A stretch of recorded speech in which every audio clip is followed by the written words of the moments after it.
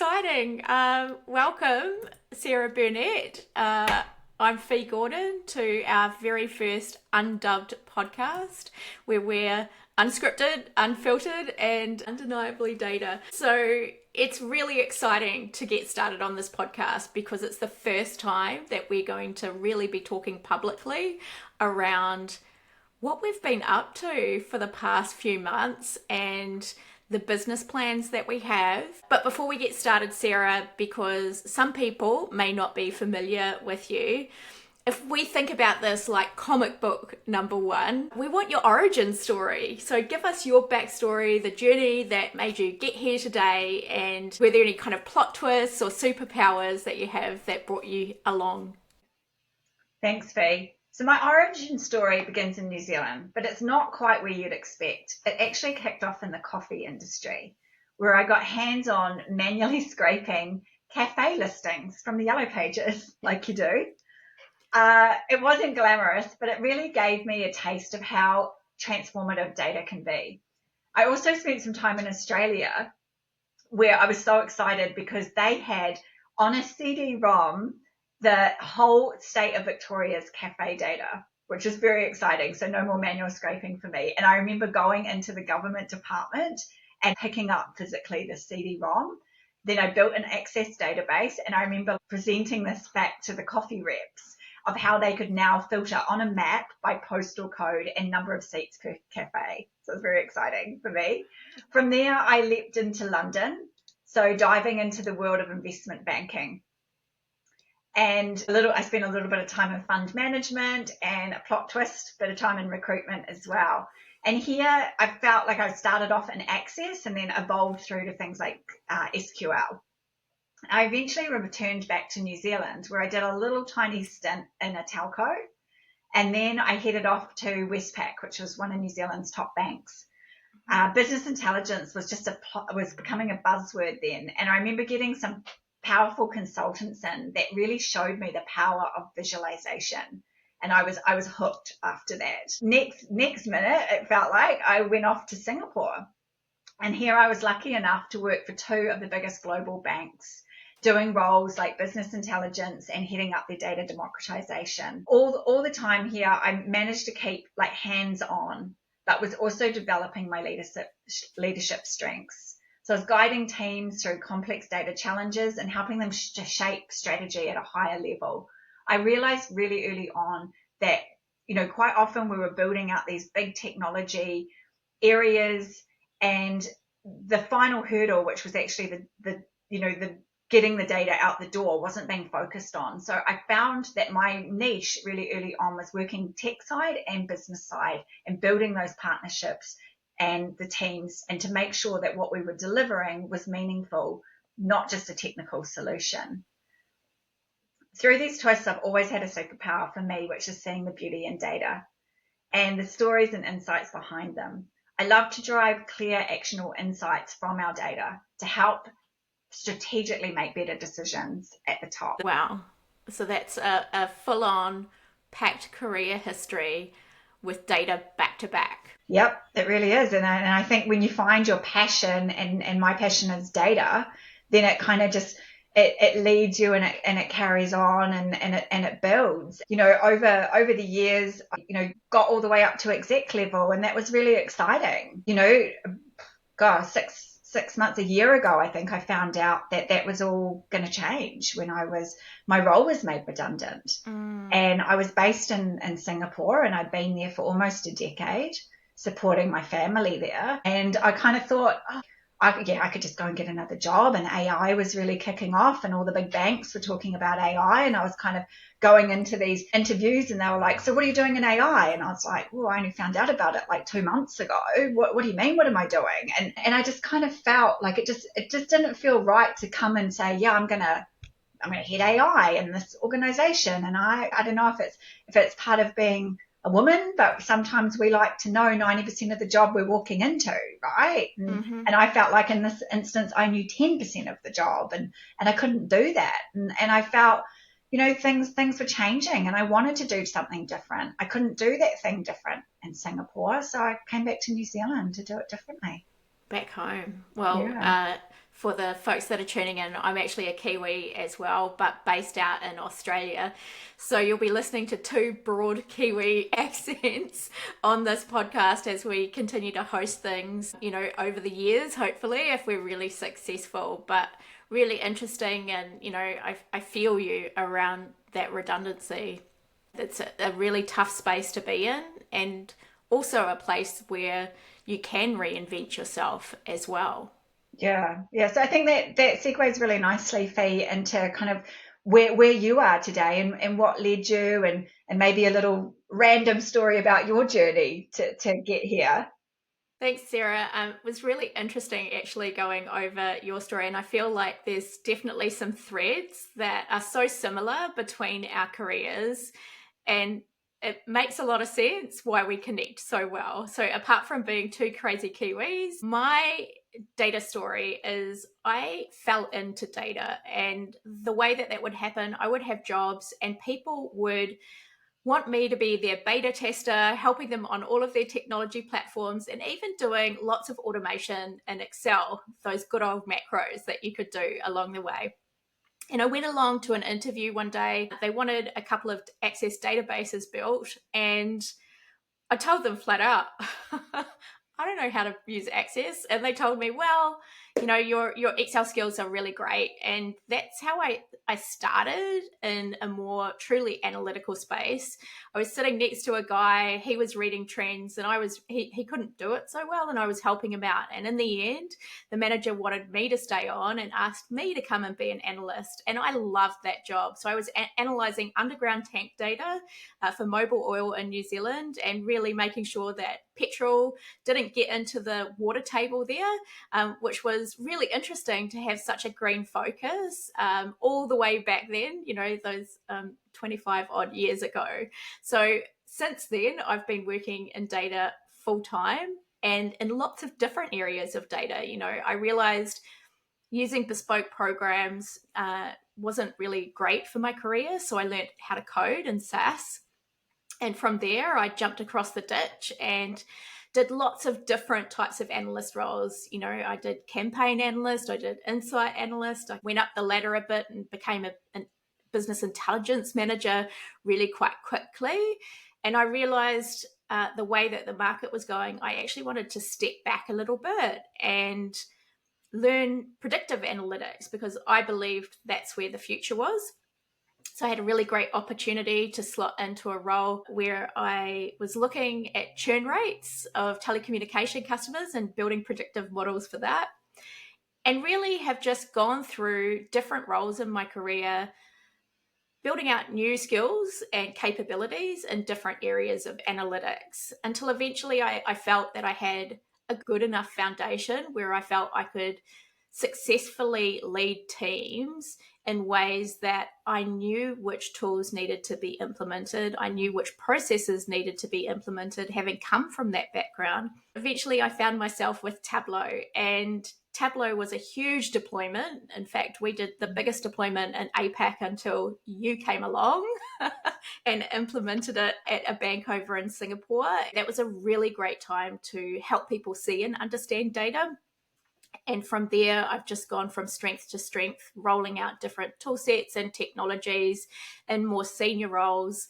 My last role, which was at JLL, was as the executive director of BI strategy, enablement, and technology, which is a bit of a mouthful. But what I did was I looked after how we standardized all of our processes and operating models. We upskilled our employees using gamification programs like the Ultrix Adventure and the Tableau Quest, which I personally developed, and then just went on this amazing journey of transforming the way that all of these 150 odd analysts did things around the globe.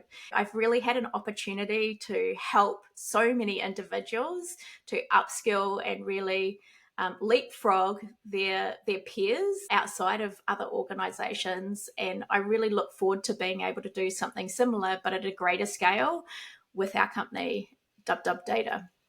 Yeah, and I really love hearing your story, and obviously I've heard parts of it before, but there's so many synergies with both of us, right? We kind of both fell into data and gravitated to it. I mean, my first role in the coffee industry was actually in the marketing department. To your point as well, that whole access database origins, and then finding our way through technology as it's evolved as well, I think has been really exciting. Absolutely. Having had a recent redundancy in June of this year, reaching out to you was amazing. To have had someone that's just so recently been able to share their experience and give advice on how to navigate through that. And, it seemed like the perfect opportunity to really say, hey, should we start a data business? Should we, can we do things differently than we've seen done elsewhere, and what's the opportunity there? And I think it's really funny because basically that was the conversation, right? We were talking, you knew I was recently back in New Zealand, and you called me up and kind of, dropped the bomb as I had to you 6 months before, and said, hey, my role's been made redundant. This is what I'm thinking. And I was like, yeah, sounds good. Let's do it. And that was kind of the end of the conversation. It felt like it's been really organic and natural from the beginning. We wanted to do something different, and there's not many opportunities that come along that give you a little bit of breathing space.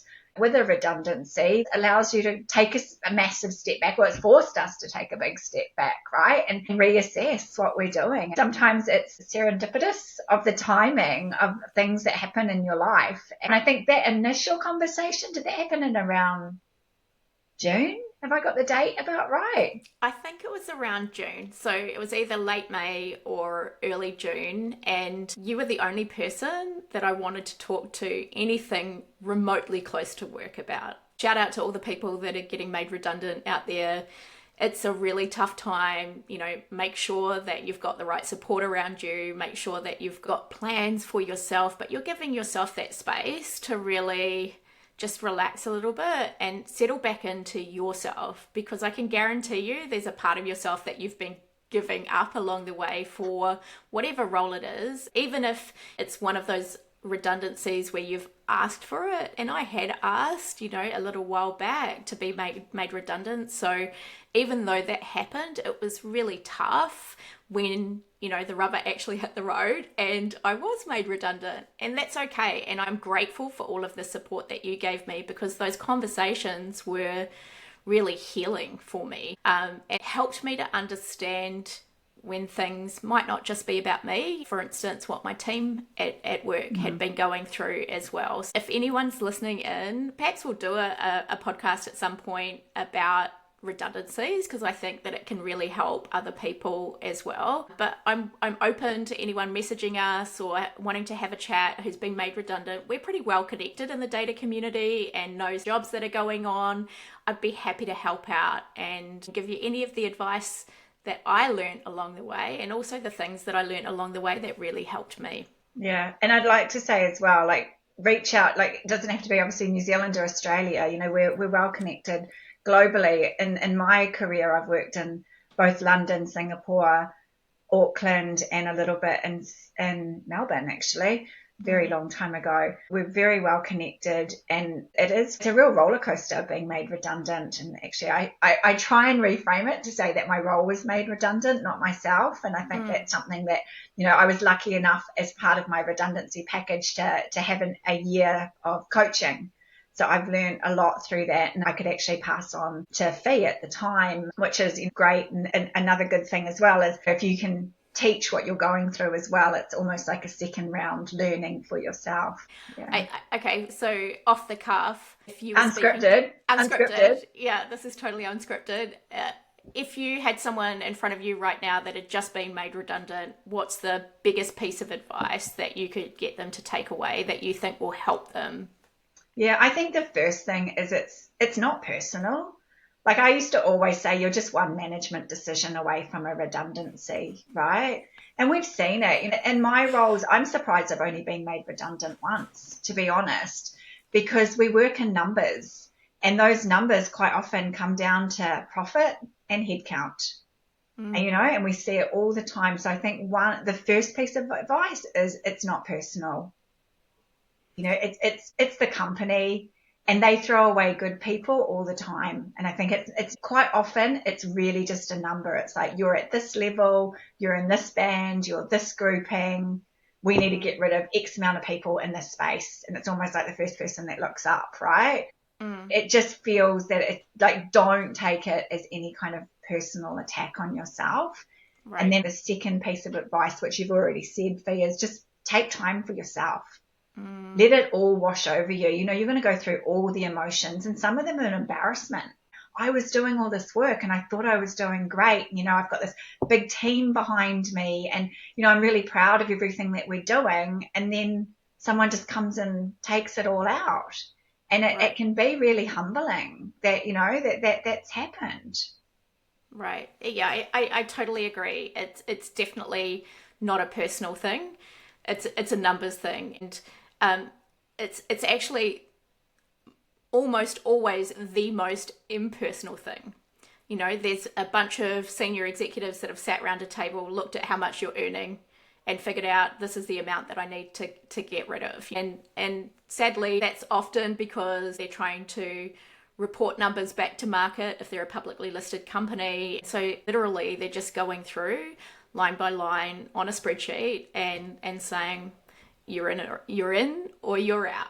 And for me, the fact that I'm out now, I'm just grateful. I absolutely love the opportunity to work with you. I've learned so much so far, and there's so much more in front of us that we need to get going along the way. And so I'm grateful that I've had this opportunity to get a bit of a payout, which has enabled me to spend some time getting DubDub up and running and ready almost to launch. So on that note, why don't we talk a little bit about DubDub data? Yeah, let's get into it. We started talking in May, June. I think we formed the companies in June. Yes. And yeah, we're ready. We're getting ready to launch, which is really exciting. And I'm gonna pass it over to you because I think you do the best intro pitch. Oh, now I feel under pressure. What's DubDub data? Well, we help people unlock value from data. We want to help people to be able to find the best people in the world to either deliver their consulting, to deliver their training, to attend live training sessions, to go online training sessions, to get templates, anything that's data related. It doesn't have to be just about data visualization or data engineering. It can be about anything that's mildly related to the topic of data. It's a combination of Fiverr and Etsy smushed together, but for data people. Yeah. And if you want to sell your products on our platform, you're called a dubber. You come on, you do a listing on there, you go through some quality control checks with us because we only want the best of the best actually listed on the platform. And then clients can come to one place and search for the best people to help them out. And it gives them exposure globally to some resources that they may not actually know about. So we're a global marketplace for data products and services. When I think of data consulting businesses, one of their biggest risks is that they have people on the bench, right? So these people who they employ, they pay their, regular salaries, and then all of a sudden there's a bit of a lull in what's happening out in market, and they've got people that they're still paying, but they're not getting paid for them. And depending on how long that period of time is, that's when we start to see some of the redundancies come through, and it's not good for anyone. So I'm really excited to be able to partner with other data consulting organizations. If we can solve for that and help people to be able to advertise short-term contracts for their bench along the way, perhaps at, really sharp pricing as well, just for a short period of time. I think that it's win-win for everyone. I love the idea that we're not working in opposition. That's a real big part of us, is We want to build a community of data and analytics people, whether they be individuals, companies, etc., that are going to come together and fill gaps that are needed and give them that kind of global reach is really what it is. And with DubDub data, we are trying to really build not just a marketplace, but a community as well. That's right. And you know, you're talking right to my heart there, because I love the community side of things. You know, I've been really lucky to be working on our community platform behind the scenes. It's, you know, ready to go for people who want to join us. So if you go to hub.dubdubdata.com, and then on our front page there's a few different links that you can go to. One is to register your interest if you would be interested in selling anything, whether that's consulting services, could be a short hour mentoring session, it could be business coaching. We're waitlisting at the moment. We will be reviewing people and then slowly bringing them on to the marketplace platform.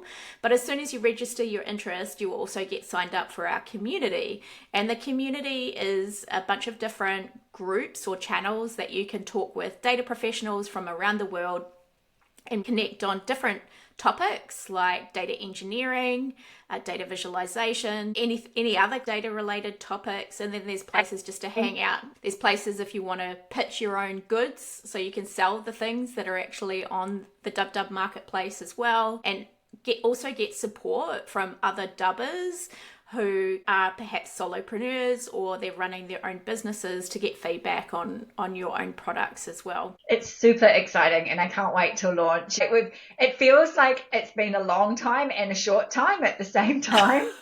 You know, it's all been building up because, you know, Fee's working on the community side, I'm working on the marketplace side. So we're kind of, dividing and conquering. We spoke to a lot of people that we knew and trusted in our community, and we got a lot of really positive feedback, which is great. The next step in the journey is really being able to potentially monetize all that stuff that you've potentially been giving away for free in the past. Yeah. And just on that point, if you don't want to sell on the marketplace, you can also just join in on the community. So at hub.dubdubdata.com, in case you didn't know, we'll put it in the show notes. If you join us early, you'll be one of our founding members. Whether or not you're someone who becomes a dubber, or you just want to hang out and talk data, or get access to some, really great things along the way. There'll be freebies. We'll have some great deals as well on things just by joining into our community. We really want to leverage the power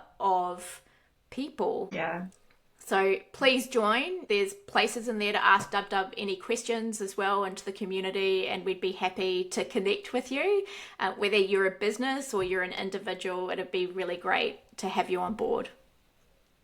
Just to your point of why build this organization, for me, I think is when you're lucky to be part of communities, you get all the knowledge that you need. We've been very lucky to be able to find resources as we need them. Sometimes when you come into an organization, if they haven't tapped into the right community, they're kind of quite blind. And what we really want to do with DubDub data is have that really trusted set of products and services that people can come in and, buy and sell, that will really help them in their organizations or on their personal journey. Yeah, I agree. And sometimes people struggle, Sarah, with understanding what kind of products that they might be able to sell on DubDub or services.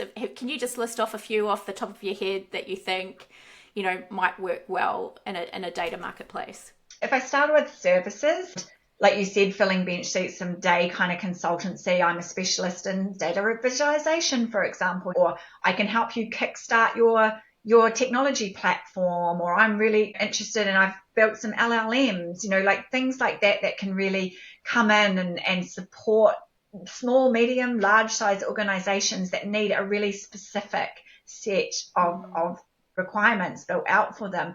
I also really love the more short-term things. This could be something that you could potentially charge by the hour instead of by the day, or I want to do a viz review, or I need some particular coaching or mentoring, and maybe that I've been made redundant in the data world and I need someone to help me with a better global reach than I've got. And I think those are some of the really key services that I find will be really interesting. Yeah, one of the things that I'm observing out in market at the moment is the rise of the fractional insert name here role.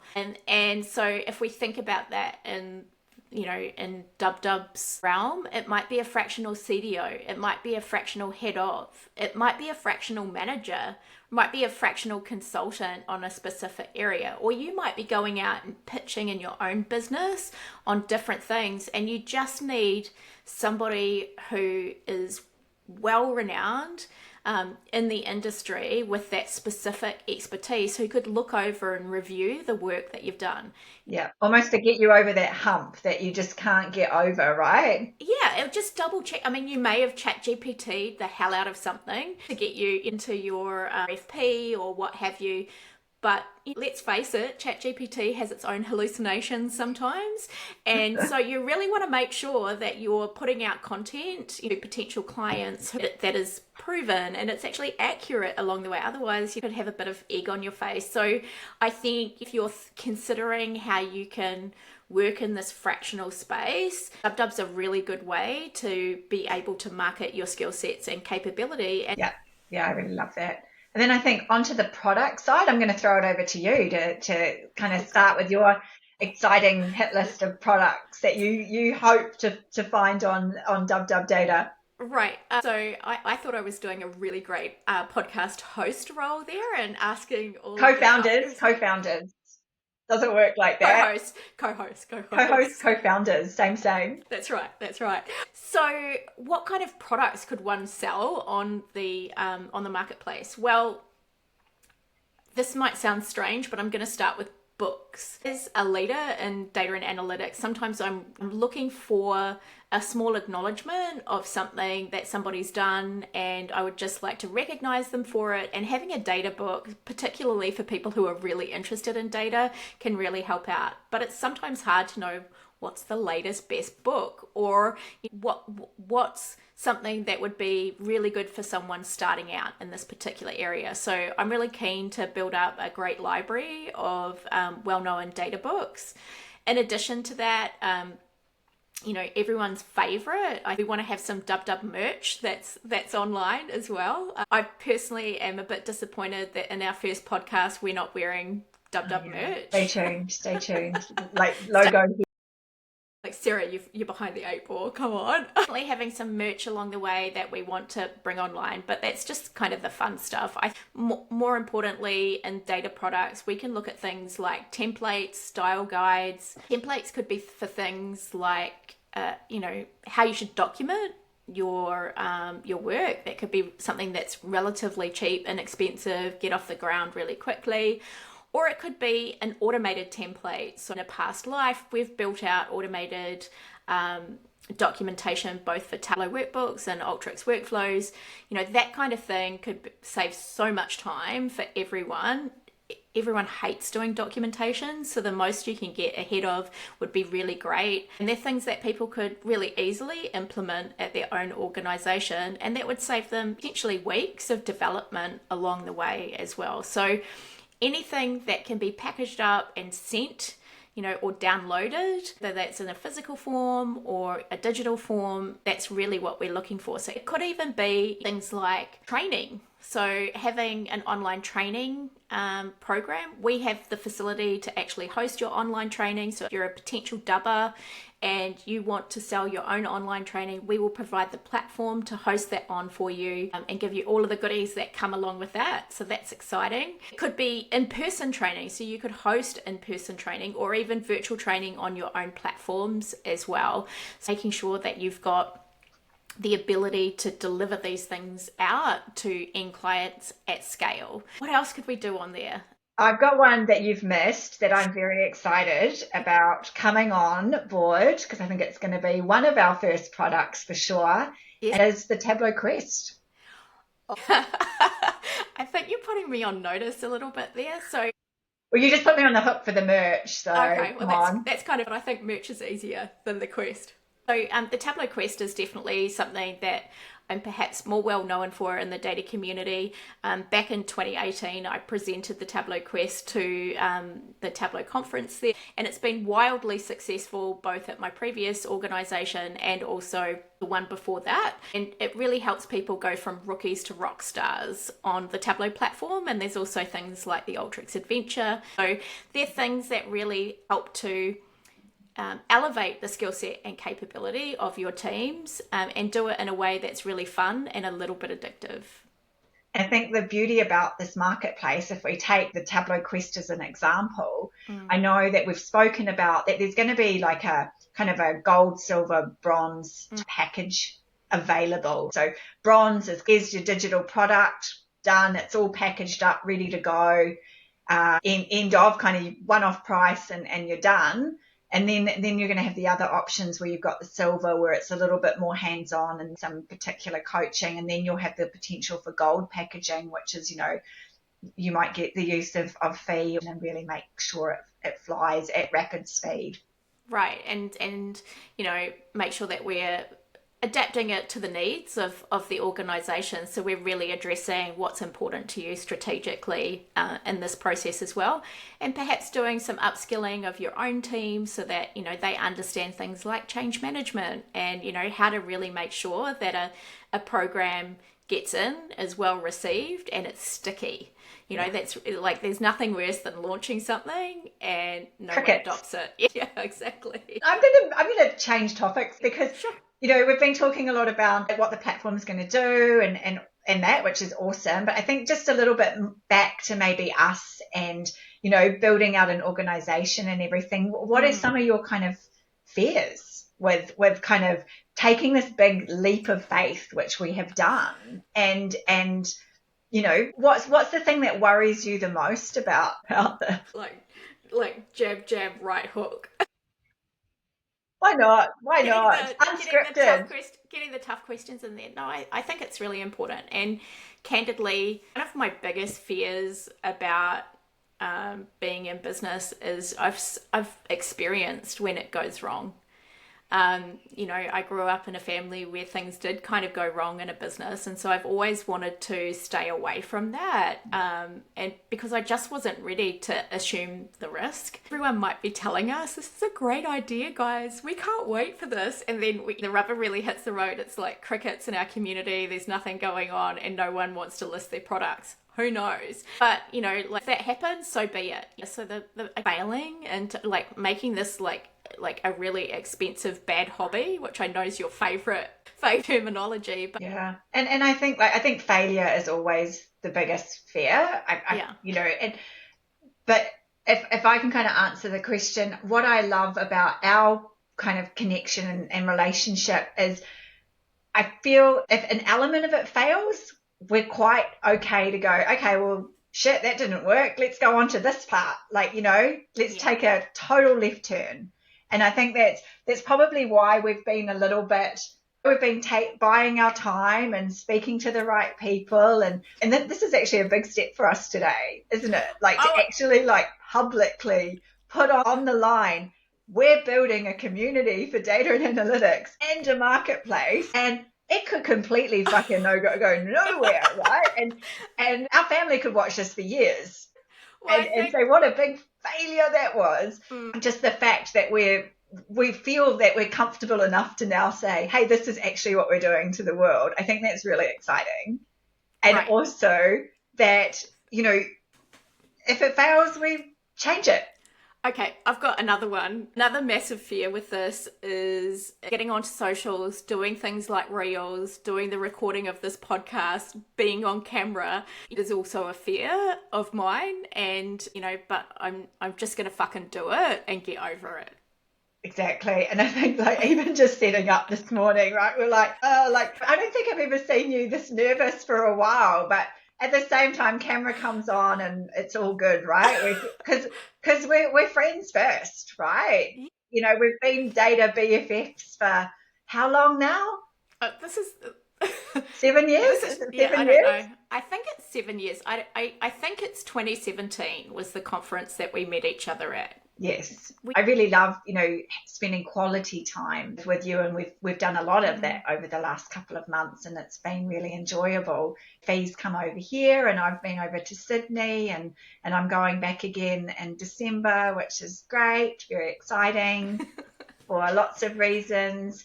And it is really good. And I think one of our fears as well is, how will our friendship survive this? But we also really feel that it's good to go into business with friends.